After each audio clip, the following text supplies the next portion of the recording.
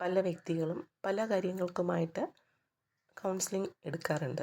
Counselling വരുന്നതിൽ ഏറ്റവും കൂടുതലായിട്ട് വരുന്ന കാര്യങ്ങൾ റിലേഷൻഷിപ്പ് ഇഷ്യൂസ് ആയിരിക്കാം. അതായത് റിലേഷൻഷിപ്പുമായി ബന്ധപ്പെട്ട പ്രശ്നങ്ങൾ പല വ്യക്തികളും പങ്കുവയ്ക്കാറുണ്ട്.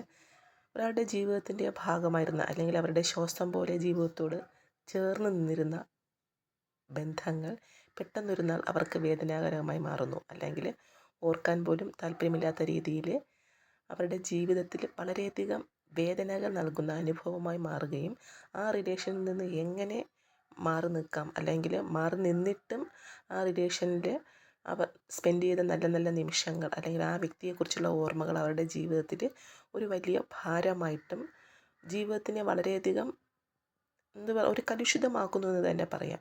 ഇങ്ങനെയുള്ള സാഹചര്യങ്ങളിൽ അത്തരം റിലേഷൻഷിപ്പിൽ നിന്ന് എങ്ങനെ പെട്ടെന്ന് നമുക്ക് മൂവ് ഓൺ ചെയ്യാം എന്നതിനുള്ള കുറച്ച് ടിപ്സാണ് ഞാൻ പറയുന്നത്. ആദ്യം തന്നെ ആ വ്യക്തിയുടെ നമ്പറും പിക്ചേഴ്സും എല്ലാം നിങ്ങൾ ഡിലീറ്റ് ചെയ്യുക. നിങ്ങളുടെ ഫോണിൽ ഡിവൈസിൽ നിന്നായാലും ശരി, മനസ്സിൽ നിന്നായാലും ശരി.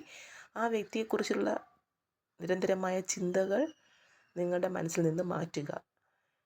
പെട്ടെന്ന് ചിന്തകളെ മാറ്റിക്കൊണ്ടുവരുവാൻ സാധ്യമല്ല എന്നറിയാം. എങ്കിൽ തന്നെയും നമ്മൾ നിർബന്ധമായിട്ടും കുറേ പ്രാക്ടീസസ് ചെയ്താൽ ആ ചിന്തകളിൽ നിന്നൊക്കെ നമുക്ക് മാറി നിൽക്കാൻ സാധിക്കും. നിങ്ങൾക്ക് ഏറ്റവും അടുത്ത ഫ്രണ്ട്സുമായിട്ടും ഫാമിലിയുമായിട്ടും കൂടുതൽ നേരം സ്പെൻഡ് ചെയ്യാൻ വേണ്ടിയിട്ട് സമയം കണ്ടെത്തുക. നല്ല മനോഹരമായ പാട്ടുകൾ കേൾക്കുക.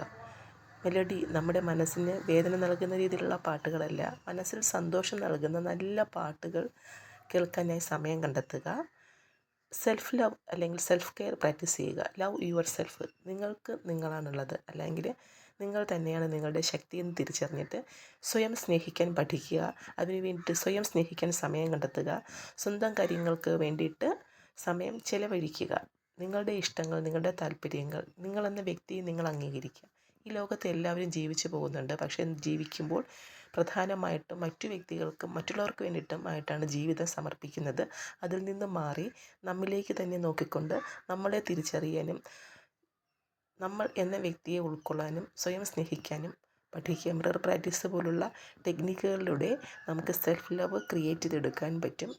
ഈ കാര്യങ്ങൾ ഫോളോ ചെയ്യുകയാണെങ്കിൽ വേദനിപ്പിക്കുന്ന റിലേഷൻഷിപ്പിൽ നിന്നും നമുക്ക് ഒരു പരിധിവരെ മാറ്റം കൊണ്ടുവരാൻ സാധിക്കും. ഒരു പരിധിയല്ല, ഇത് നിരന്തരം പ്രാക്ടീസ് ചെയ്യുകയാണെങ്കിൽ നിങ്ങൾക്ക് അത്തരം ഓർമ്മകളിൽ നിന്ന്, അത്തരം ചിന്തകളിൽ നിന്നൊക്കെ മാറി നിൽക്കാനും സെൽഫ് ലവിലൂടെ നിങ്ങളുടെ വളർച്ചയെ കൂടുതൽ ഉയരങ്ങളിലേക്ക് എത്തിക്കുവാനും സാധിക്കും.